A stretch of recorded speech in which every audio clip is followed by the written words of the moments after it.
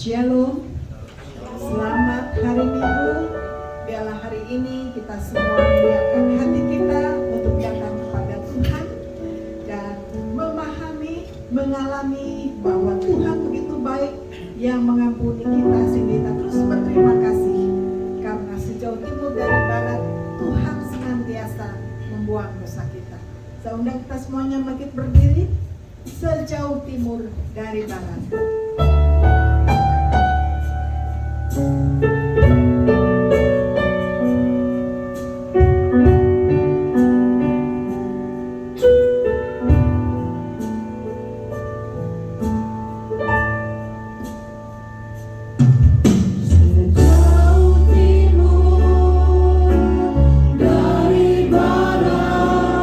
Engkau membuang dosaku.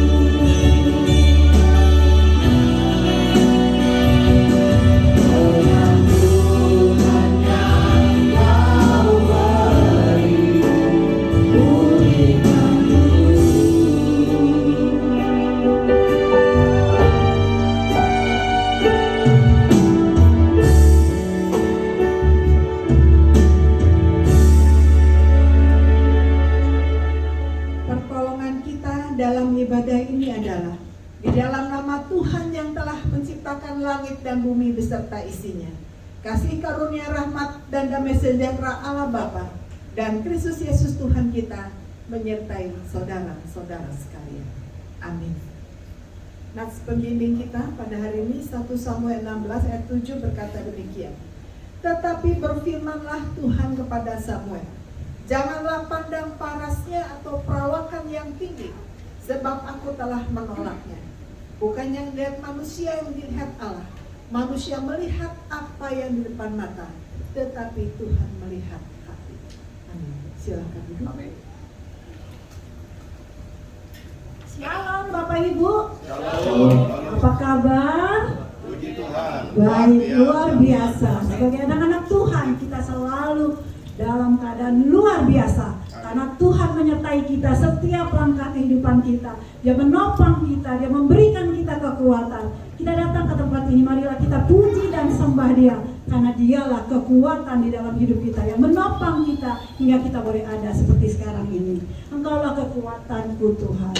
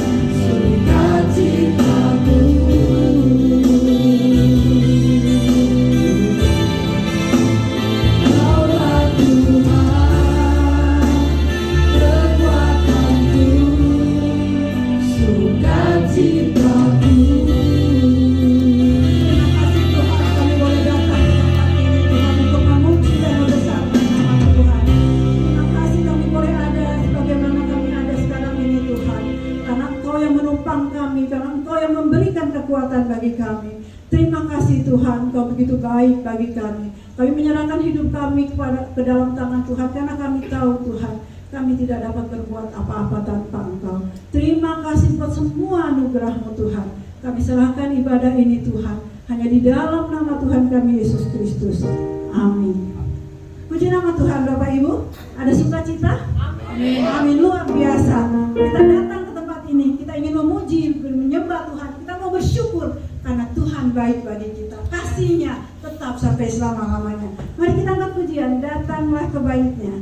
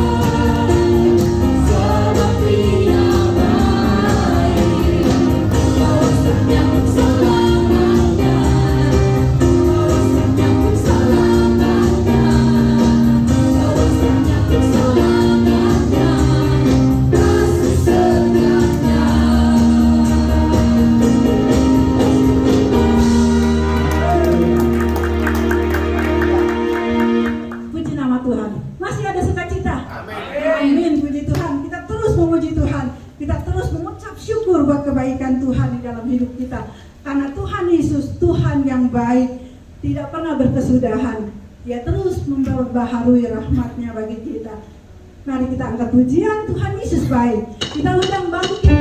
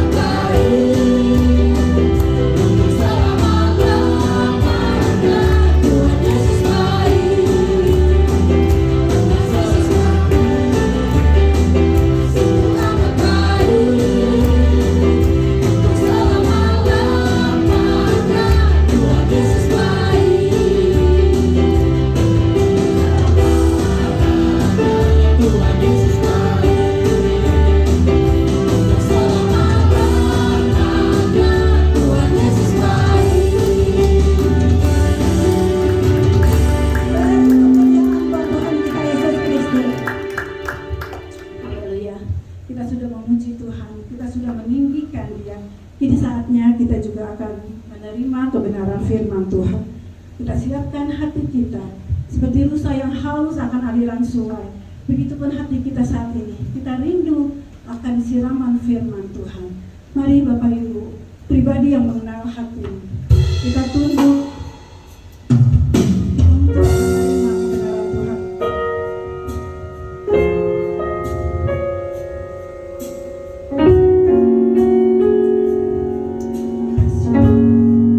Terima kasih.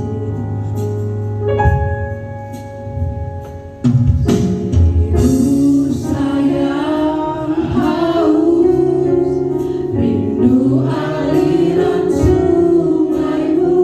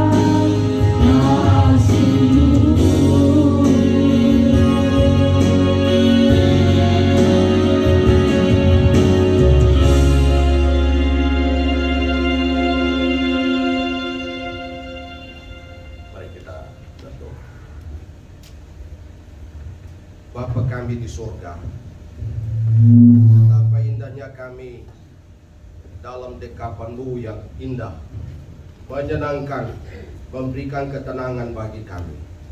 Ya Tuhan, kami berdoa, kami bersyukur, kami menyenangkan Tuhan dengan pujian. Tuhan senang, Tuhan pasti memberkati kami. Karena itu kami berdoa menyerahkan pemberitaan firman Tuhan pagi hari ini. Tuhan mengurapi kami semua, baik hamba-Mu yang menyampaikan firman, umat-Mu yang mendengar. Hari ini kami diurapi, dikuduskan, sehingga kami layak menerima firman Tuhan yang kudus. Terima kasih Tuhan. Kami menolak setiap pekerjaan iblis kuasa gelap, roh-roh jahat yang merampas firman, kami tolak dalam nama Yesus. Biarlah hati kami seperti tanah yang siap untuk ditaburi firman Tuhan. Terima kasih Tuhan. Kami berdoa, biarlah firman Tuhan berbicara secara pribadi kepada kami. Tuhan, terima kasih karena ada peluang kami bisa membaca dan merenungkan firman Tuhan. Terima kasih Bapa, bila Engkau bersabda kepada kami, sebab kami suka mendengar suara Tuhan. Di dalam nama Tuhan Yesus kami berdoa. Haleluya. Amin. Amin. Silakan duduk kembali. Shalom. Selamat pagi anak-anak kita sekolah minggu. Silakan mengikuti guru sekolah minggu yang sudah siap untuk melayani kita semua. Puji Tuhan. Baik Bapak Ibu Saudara yang kasih dalam Tuhan, kita pagi ini kita tetap masih dalam bulan Juli ini dengan tema kita memanfaatkan waktu yang ada, dengan subtema senantiasa berjaga-jaga di dalam Matius pasal 25 ayat 1 sampai dengan ayat yang ke-13. Firman Tuhan terambil dari Matius pasal yang ke-25 ayat yang ke-1 sampai dengan ayat yang ke-13 tentang gadis-gadis yang bijaksana dan gadis-gadis yang bodoh.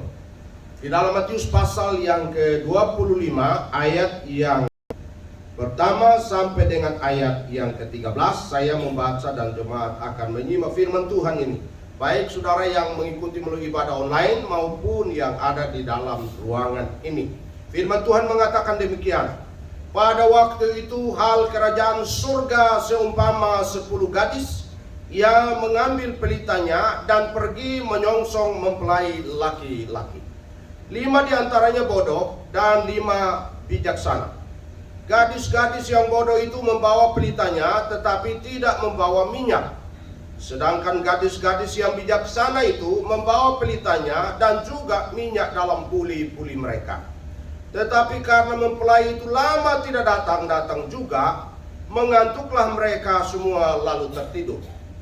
Waktu tengah malam terdengarlah suara orang berseru, "Mempelai datang, songsonglah dia."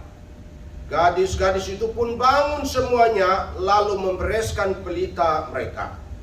Gadis-gadis yang bodoh itu berkata kepada gadis-gadis yang bijaksana, "Berikanlah kami sedikit dari minyakmu itu, sebab pelita kami hampir padam." Tetapi jawab gadis-gadis yang bijaksana itu, "Tidak, nanti tidak cukup untuk kami dan untuk kamu. Lebih baik kamu pergi kepada penjual minyak dan beli di situ." Akan tetapi waktu mereka sedang pergi untuk membelinya, datanglah mempelai itu, dan mereka yang telah siap sedia masuk bersama-sama dengan dia ke ruang perjamuan kawin, lalu pintu ditutup. Kemudian datang juga gadis-gadis yang lain itu dan berkata, "Tuan, Tuan, bukakanlah kami pintu." Tetapi ia menjawab, "Aku berkata kepadamu, sesungguhnya aku tidak mengenal kamu. Karena itu berjaga-jagalah, sebab kamu tidak tahu akan hari maupun saat maupun akan saatnya." Demikian pembacaan firman Tuhan terambil dari Matius 25 ayat 1 sampai 13. Yang berbahagia adalah orang yang suka baca firman Tuhan. Amin. Yang kemudian merenungkan firman itu dan mempercayainya dan mempraktikkan dalam hidup sehari-hari adalah orang-orang yang diberkati oleh Tuhan. Amin. Bapak Ibu Saudara yang kasih dalam Tuhan, manfaatkan waktu yang ada. Dengan subtema adalah senantiasa berjaga-jaga seperti yang ada di ayat yang ke-13. Yesus berkata itu, karena itu berjaga-jagalah, sebab kamu tidak tahu akan hari maupun akan saatnya. Waktunya tidak ada yang tahu. Tetapi Bapak Saudara yang kasih di dalam Tuhan, kita melihat sini bahwa ada 10 gadis. Mereka sama-sama mengetahui bahwa mempelai akan datang. Mereka sama-sama mendapat kabar bahwa mereka mengetahui bahwa mempelai itu pasti datang. Dan karena itu Bapak Saudara yang kasih dalam Tuhan Yesus Kristus, mereka pun datang sama-sama pada malam itu membawa pelitanya. Dan karena itu Bapak Saudara yang kasih dalam Tuhan Yesus Kristus, kita melihat ada perbedaan dan persamaan dari gadis-gadis ini, dari 10 gadis ini. Namun sebelum saya menjelaskan perbedaan dan persamaannya, saya ingin kita belajar sejarah orang Israel. Kenapa Yesus mempergunakan perumpamaan seperti ini? Nah, sejarah perkawinan orang-orang Yahudi pada masa dulu adalah bahwa mempelai pria akan datang dengan keluarganya dan sahabat-sahabatnya ke rumah mempelai perempuan pada waktu malam hari. Tidak biasa datang pada pagi, tidak biasa datang dalam siang hari, tapi mereka biasanya datang pada malam hari, tapi bukan jam-jam biasa, tapi itu tengah malam. Jadi kebiasaan pada zaman itu, kebiasaan orang-orang Yahudi kalau mau ada pernikahan, pria yang mendatangi si mempelai perempuan itu datangnya tengah malam, didampingi oleh sahabat-sahabat dan keluarga. Lalu kemudian nanti mempelai wanita itu juga siap-siap bersama dengan keluarganya dan juga para pelayannya, para sahabatnya. Jadi sama-sama berjaga. Pria ini siap-siap untuk berangkat tengah malam, yang si pengantin wanita itu berjaga-jaga. Jangan sampai ketiduran. Jadi mereka siap-siap juga bersama dengan teman-teman, para sahabat, keluarga. Mereka semua siap karena mereka tidak tahu, walaupun malam, tapi mereka tidak tahu jam berapa mereka ke sana. Mereka tidak tahu jam berapa. Yang penting di situ bahwa akan ada di situ kebiasaan mereka tengah malam. Nah, biasanya orang ulang tahun kan biasanya kalau ulang tahun itu ya jam-jam 12 baru mulai, itu orang lagi tidur ngorok enak-enak, datang tiba-tiba bawa lilin, bawa kue, tiup semuanya. Jadi orang terkejut, yang tidur pulas tidak dapat kaget bangun, lalu kemudian dia akan buat apa saja dengan apa dalam keadaan setengah sadar. Nah, Bapak Saudara, di Timur Tengah perkawinan itu biasanya itu mempelai laki-laki itu datang pada tengah malam. Nah, karena itu Bapak Saudara, apabila ada kabar yang disampaikan kepada mereka atau mempelai wanita, mereka akan siap-siap. Nah, biasanya si wanita ini akan mengutus sahabat-sahabatnya 10 orang untuk menyambut si pria mempelai laki-laki di tengah jalan untuk membawa pelita, lalu menerangi perjalanan mereka untuk menuju ke rumah mempelai wanita. Dan ini kebiasaan orang-orang Yahudi. Kita lihat di dalam kitab Rut pasal yang keempat, di mana Boas pada masa itu biasanya mereka, Boas waktu itu melamar Rut, itu ada saksinya 10 gadis. Nah, 10 orang. Pada masa itu Bapak Saudara, orang-orang Yahudi kalau mau ada pernikahan biasanya harus ada saksinya, yaitu 10 orang. Nah, kita sekarang kalau menikah di Indonesia saksinya berapa orang? Cukup 1 orang saja yang memenuhi syarat. Ada yang tidak ada syaratnya, tahu-tahu aja sudah jadi. Gak ada syaratnya. Tetapi di Timur Tengah itu biasanya itu harus diwakili oleh 10 orang. Jadi si gadis mempelai wanita ini mengutus 10 orang gadis dengan membawa pelita untuk menyambut mempelai pria. Maka ketika mereka sampai di rumah mempelai wanita, ada pesta sukacita di sana. Sepanjang malam mereka bersukacita bahwa si mempelai pria sudah datang dengan sahabat-sahabatnya, datang dengan keluarganya. Jadi mereka pesta selama sepanjang malam itu.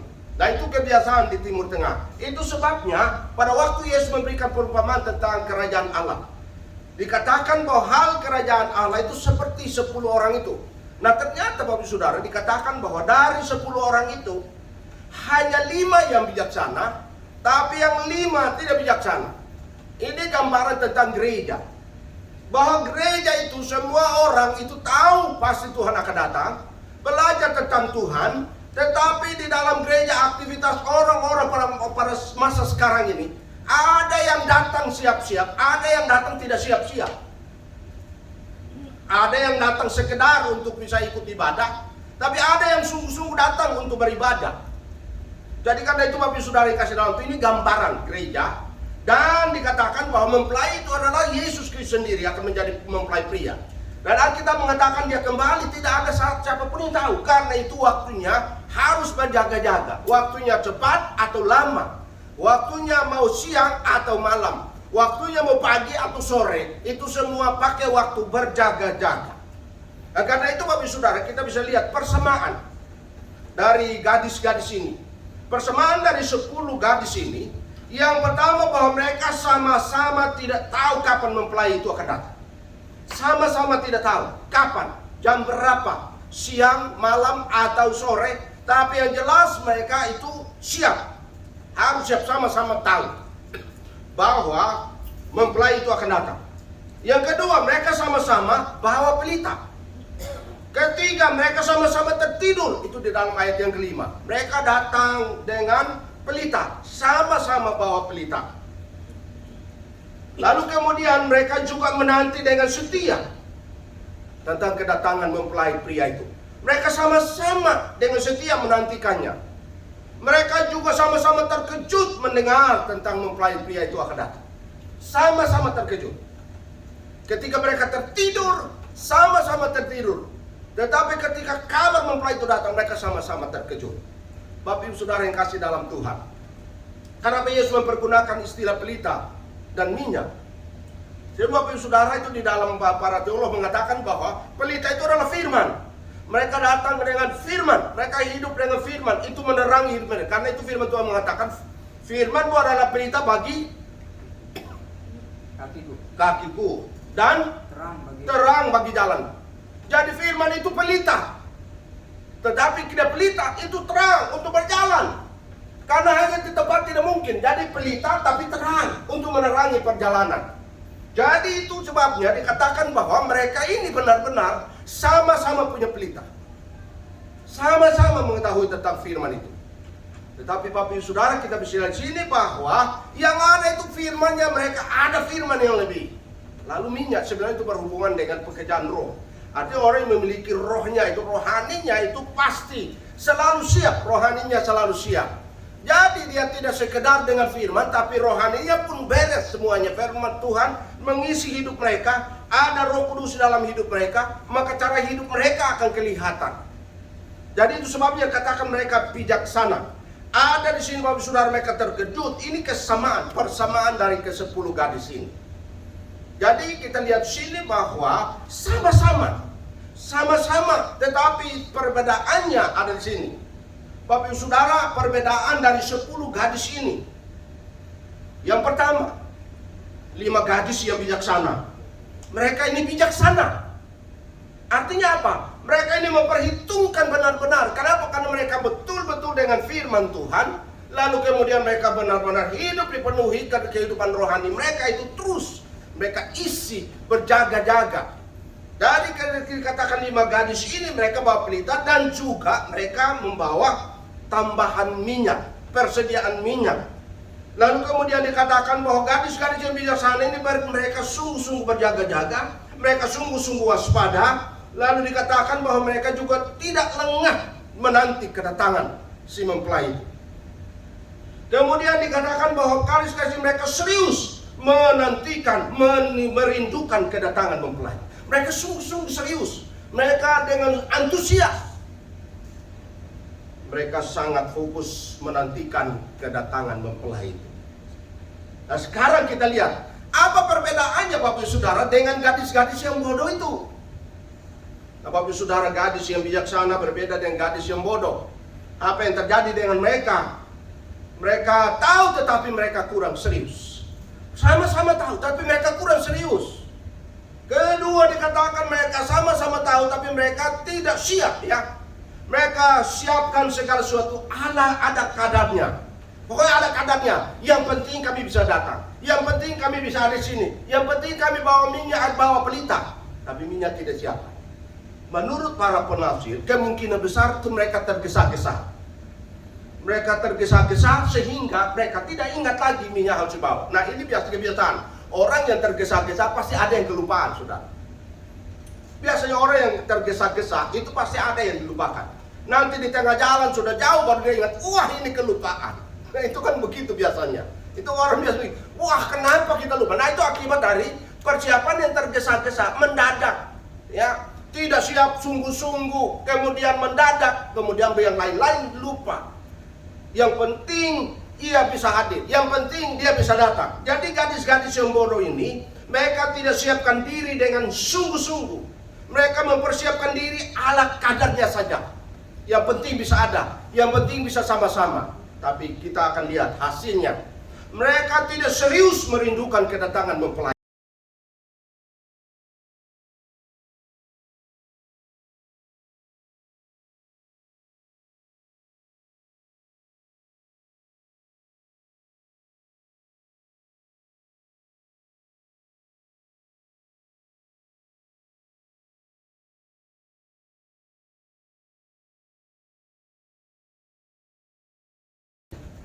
Firman Tuhan adalah pelita. Tapi apakah sungguh-sungguh firman Tuhan itu menjadi pelita dalam hidup kita sebagai orang percaya? Saudara yang kasih dalam Tuhan, saya mau tanya, pagi-pagi sekali waktu bangun pertama kali yang dibuka sekarang kan Alkitab dengan HP. Buka pertama kali Alkitab atau HP?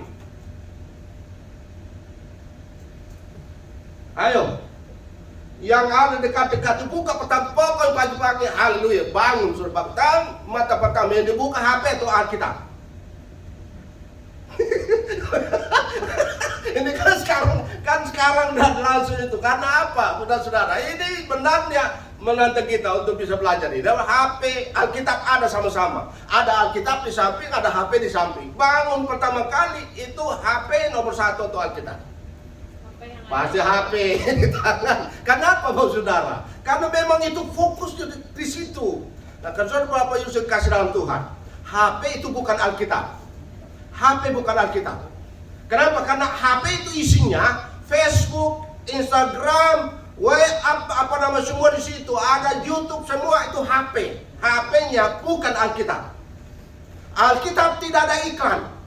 Alkitab sama sekali tidak ada Instagramnya, Alkitab tidak ada Facebooknya, Alkitab tidak ada YouTube-nya. Karena itu Bapak Ibu Saudara, tantangan orang yang mempersiapkan diri menanti kedatangan Tuhan, firman Tuhan itu harus menjadi pelita dalam hidup. Harus benar-benar mengisi rohaninya dengan firman Tuhan. HP itu perlu, tapi apa itu bukan Alkitab. Sekarang Bapak Saudara, kita dengar Alkitab, dengar firman Tuhan saja. HP itu dimatikan, saya pakai pesawat nih supaya tidak masuk. Berita itu masuk, karena gangguan begitu ketat kita pasti buka.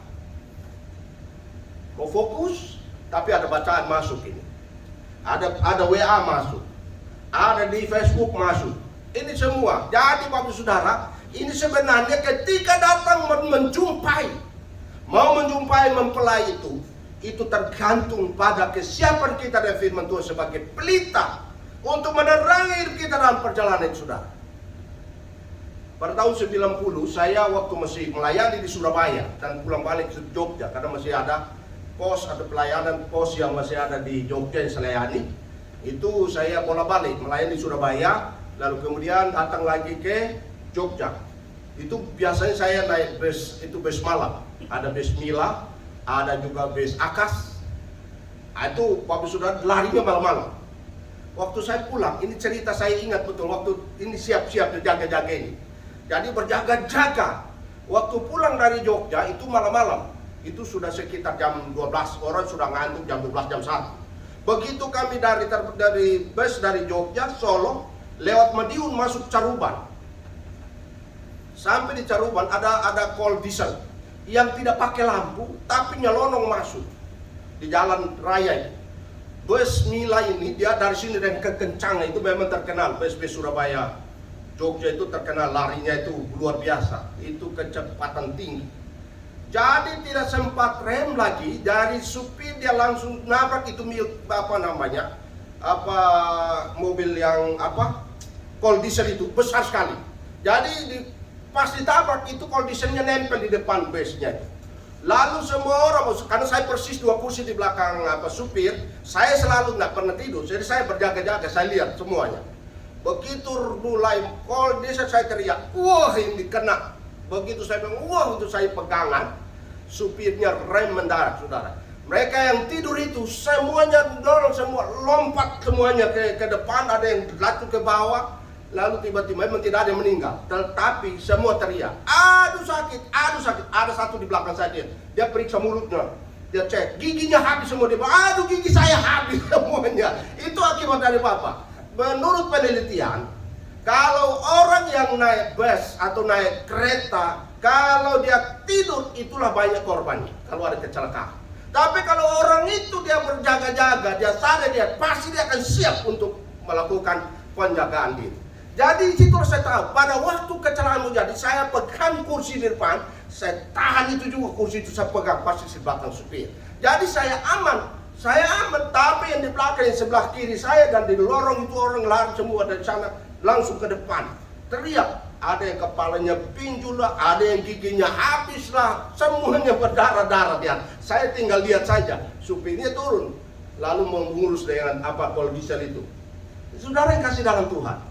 Kecelakaan pesawat di Kolombia beberapa tahun lalu, ada seorang anak muda, seorang anak yang selamat. Bahwa pada saat kejadian itu, dia berjaga-jaga, dia masuk ke kolong itu, lalu dia bisa selamat. Itu pesawat. Tapi yang lain itu tiduran semuanya, pada akhir mereka semua berkorban, meninggal. Dan saudara kasih dalam Tuhan, orang yang berjaga-jaga, pasti dia akan mengalami yang baik. Orang yang tidak berjaga-jaga, pasti mengalami kecelakaan. Dan gadis-gadis yang bodoh ini, Bapak sudah perhatikan, bahwa ketika mempelai datang, mereka tidak siap. Lalu mereka pergi ke sana untuk beli minyak. Pulang dikatakan bahwa pintu sudah tutup. Begitu pintu tutup, mereka tidak dikenal. Si Tuhan mengatakan, saya tidak mengenal kamu. Ini luar biasa Bapak Saudara kasih dalam Tuhan. Ketika kita beribadah, kita melayani Tuhan, kita siap-siap dengan waktu yang ada. Perlu kita berjaga-jaga. Firman Allah sebagai pelita harus kita nyalakan dalam hidup sehari-hari. Harus kita siap sedia. Waktu kita baca firman Tuhan, seolah-olah besok tidak ada kesempatan baca firman Tuhan. Pada waktu kita berdoa, seolah-olah besok tidak ada lagi waktu untuk kita berdoa. Pada waktu kita beribadah, seolah-olah besok tidak lagi kita beribadah.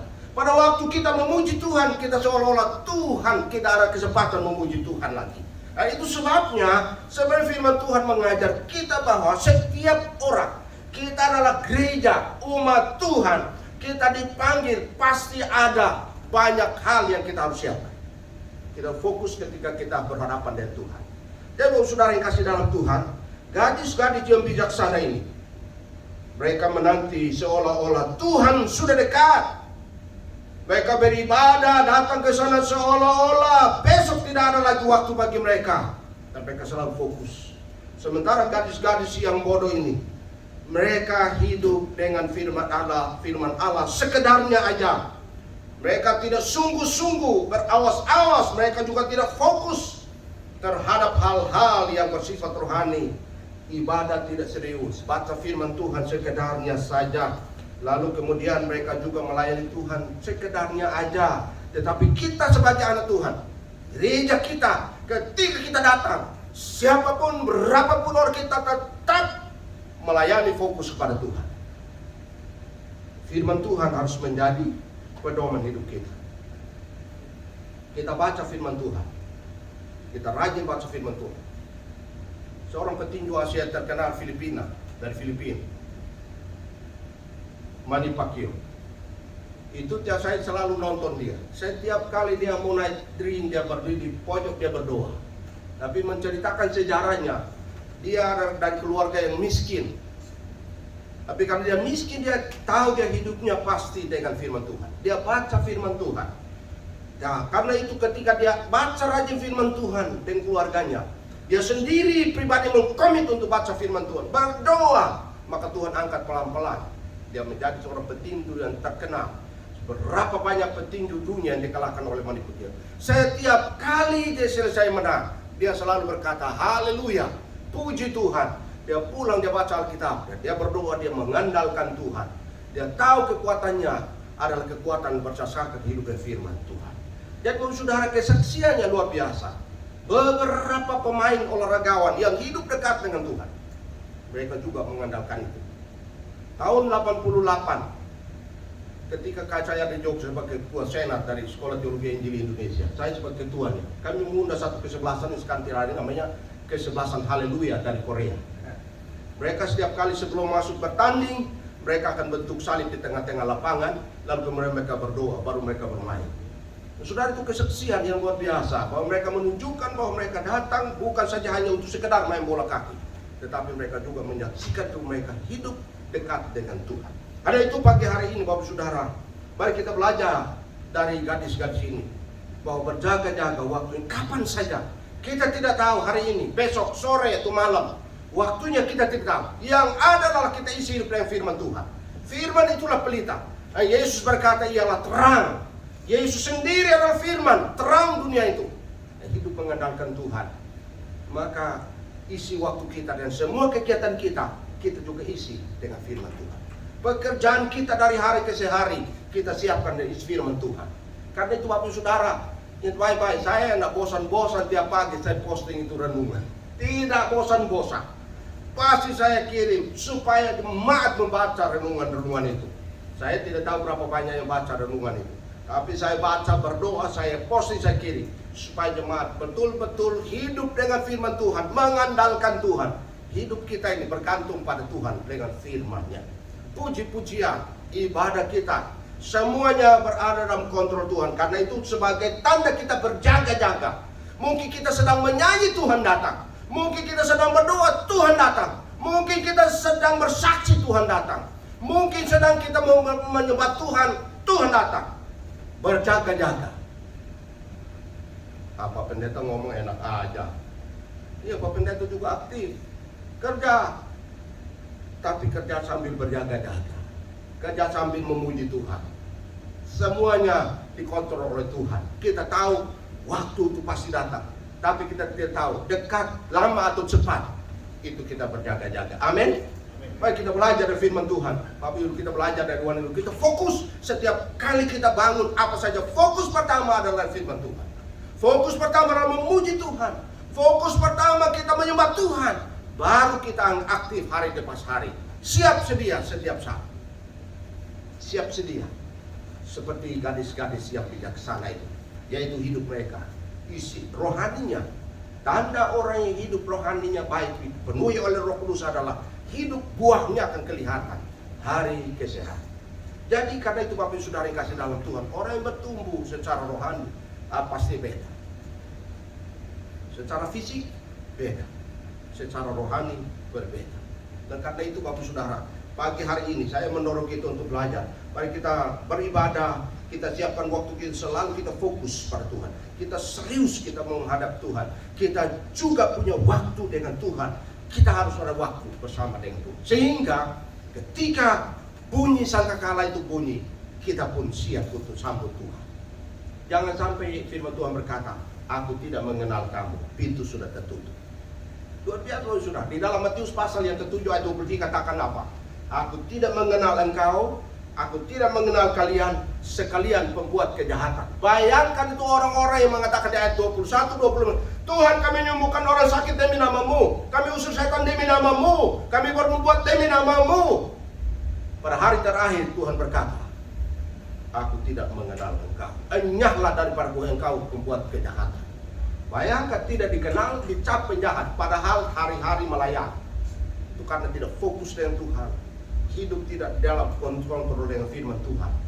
Dan tidak dijamin bahwa orang-orang yang melayani Tuhan dengan nama Tuhan, tapi hidupnya tidak benar, tidak fokus, mereka tidak dikenal, dicap penjahat, lalu ditolak. Pintu anugerah itu tertolak, tertutup bagi mereka. Dan karena itu waktu itu kita harus tetap berjaga. Manfaatkan waktu, gunakan waktu. Kita pakai waktu apa saja aktivitas kita, tetap kita fokus dengan Tuhan.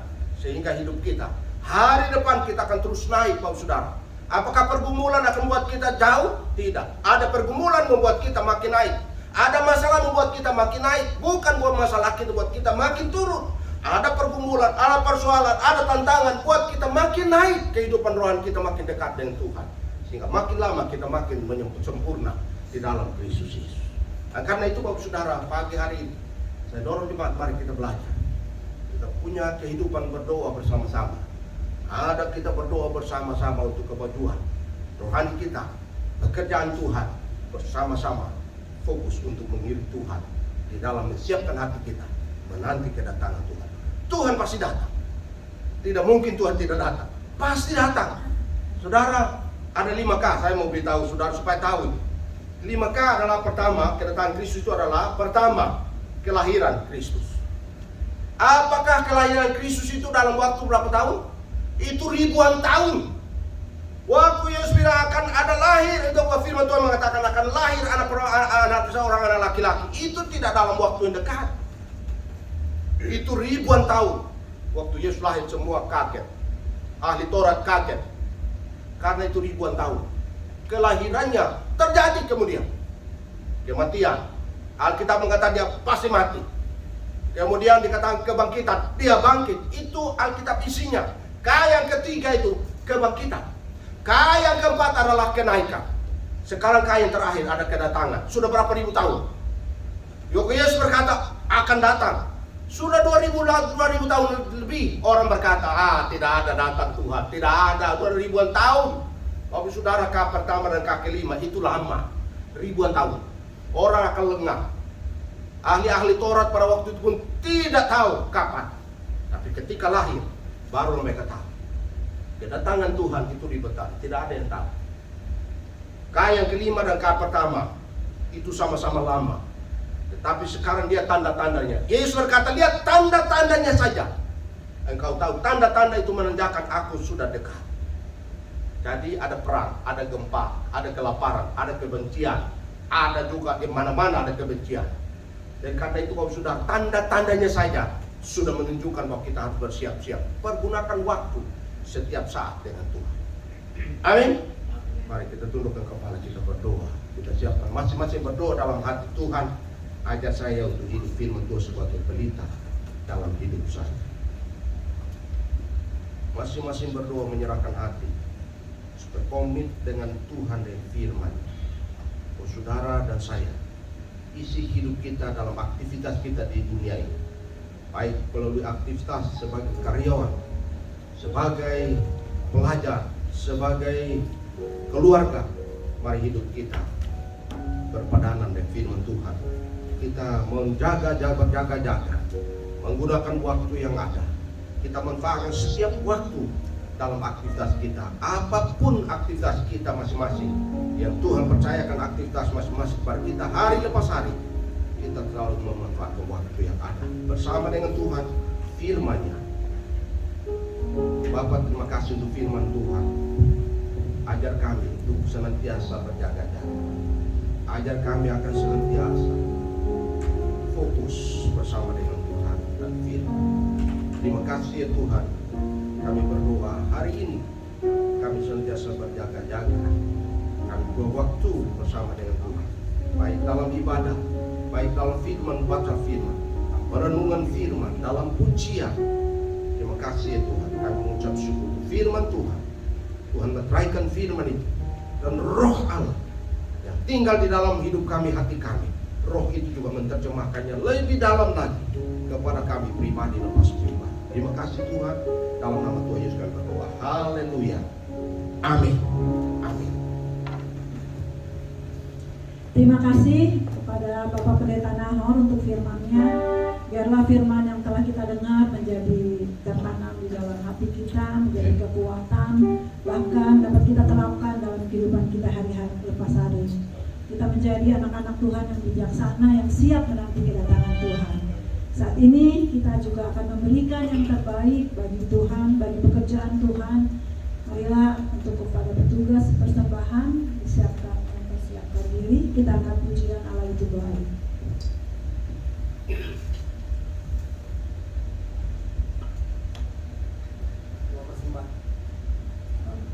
Oh ya, sorry. Doa persembahan. Ananda ya Bu, doa. Mari sebelum kita memberikan persembahan, kita satu dalam doa kita berdoa. Bapa di surga, kami sangat bersyukur di pagi hari ini Tuhan yang Kau boleh memberikan kami kesempatan untuk sama-sama merenungkan kebenaran firman-Mu, dan di saat ini juga Tuhan, waktu yang terbaik Engkau berikan kepada kami untuk sama-sama memberikan yang terbaik kepada Engkau Tuhan. Kiranya Engkau memberkati persembahan ini Tuhan, biarlah persembahan ini boleh menjadi dupa yang berbau harum di hadapan Engkau Tuhan, dan persembahan ini kan boleh pakai untuk mempermuliakan nama Tuhan. Terima kasih Tuhan Yesus, kami siap untuk memberikan persembahan kami dengan penuh sukacita. Haleluya, amin. Amin. Mari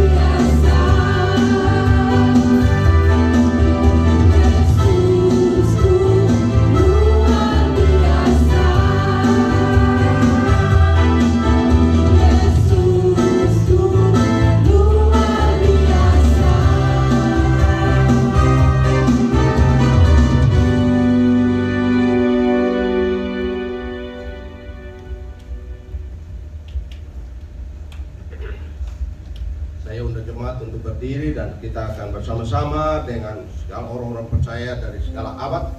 Kita akan mengaku pengakuan iman rasuli kita dengan berkata, aku percaya kepada Allah, Bapa yang Maha Kuasa, dari langit dan bumi, dan kepada Yesus Kristus, anaknya yang tunggal Tuhan kita, yang dikandung daripada Roh Kudus, lahir dari anak darah Maria, yang menderita di bawah pemerintahan Pontius Pilatus, disalibkan, mati dan dikuburkan, turun ke dalam kerajaan maut, pada hari yang ketiga bangkit dari antara orang mati, naik ke surga, duduk sebelah kanan Allah, Bapa yang Maha Kuasa, dan akan datang dari sana untuk menghakimi orang yang hidup dan yang mati. Aku percaya kepada Roh Kudus, gereja yang kudus dan am, persekutuan orang kudus, pengampunan dosa, bangkitan orang mati, dan hidup yang kekal. Amin. Amin.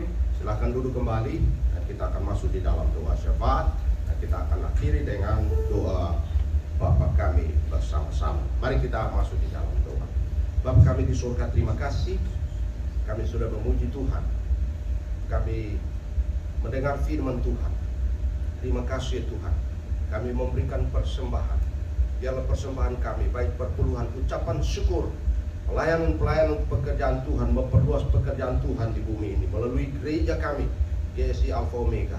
Tuhan memberkati kami, memberkati jemaat Tuhan, memberkati usaha, memberkati pekerjaan bisnis, rumah tangga jemaat, pendidikan anak-anak diberkati oleh Tuhan.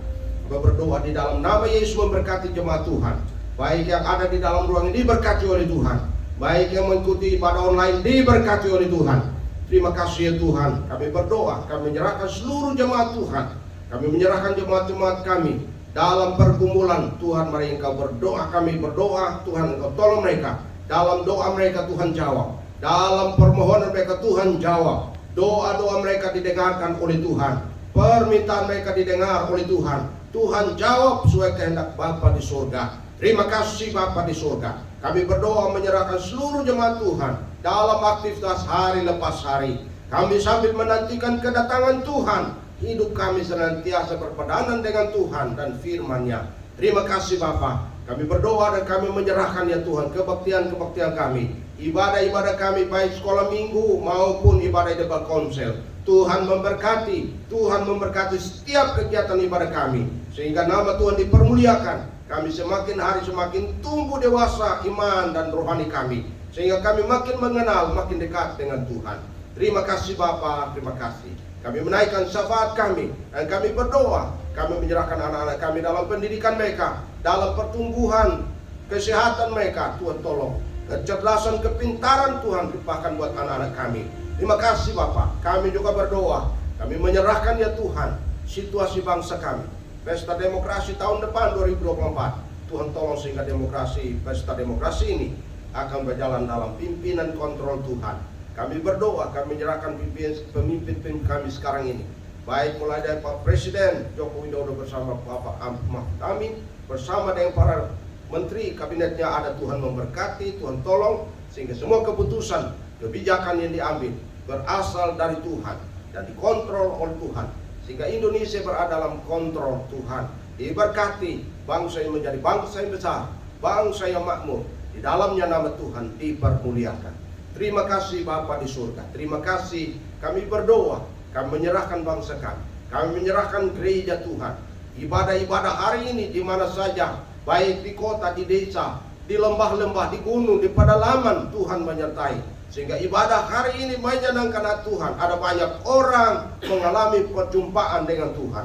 Ada banyak orang diselamatkan oleh pemberitaan firman Tuhan di balik mimbar. Karena itu kami berdoa Tuhan, firman Tuhan ditaburkan, memberkati banyak orang, menyelamatkan banyak orang. Kami berdoa untuk ibadah-ibadah tiap hari Minggu. Hari ini pun kami berdoa dalam nama Yesus. Tuhan berkati semua lembaga-lembaga Kristen yang sedang dalam ibadah-ibadah. Tuhan memberkati, pakai untuk pemberitaan Injil, memberitakan keselamatan, anugerah Tuhan bagi banyak jiwa yang bawa kepada Tuhan melalui lembaga-lembaga Kristen dan juga terutama dalam gereja-gereja Tuhan. Terima kasih Bapa, terima kasih. Kami bersyukur, kami tahu Tuhan mendengar setiap seluruh doa kami. Karena itu kami naikkan doa kami di dalam nama Tuhan Yesus yang sudah mengajar kami berdoa bersama-sama. Bapa kami yang di surga, dikuduskanlah namamu, datanglah kerajaan-Mu, jadilah kehendak-Mu di bumi seperti di surga. Berikanlah kami pada hari ini makanan kami yang cukupnya, dan ampunilah kami akan kesalahan kami, seperti kami juga mengampuni orang yang bersalah kepada kami. Dan jangan bawa kami ke dalam pencobaan, tapi lepaskanlah kami dari jahat. Karena Engkau yang punya kerajaan dan kuasa dan kemuliaan sampai selama-lamanya. Amin. Saya undang jemaat untuk berdiri dan kita akan meraihkan sebuah pujian untuk menutup ibadah kita.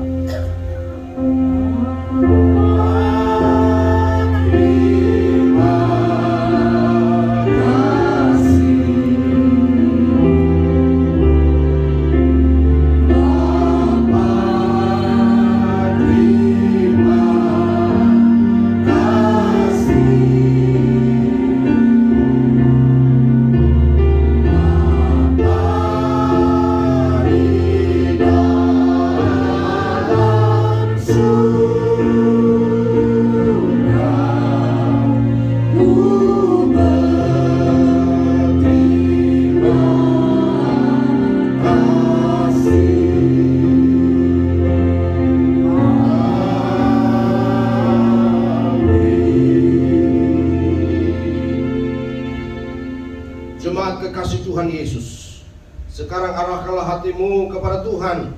Pulanglah dengan sukacita dan berjaga-jagalah senantiasa. Terimalah berkat Tuhan. Tuhan memberkati engkau dan melindungi engkau. Tuhan menyinari engkau dengan wajahnya dan memberi engkau kasih karunia. Tuhan menghadapkan wajahnya kepadamu dan memberi engkau damai sejahtera. Di dalam berkat nama Tuhan Yesus Kristus, kami berdoa dan menutup ibadah ini. Haleluya. Amin. Amin.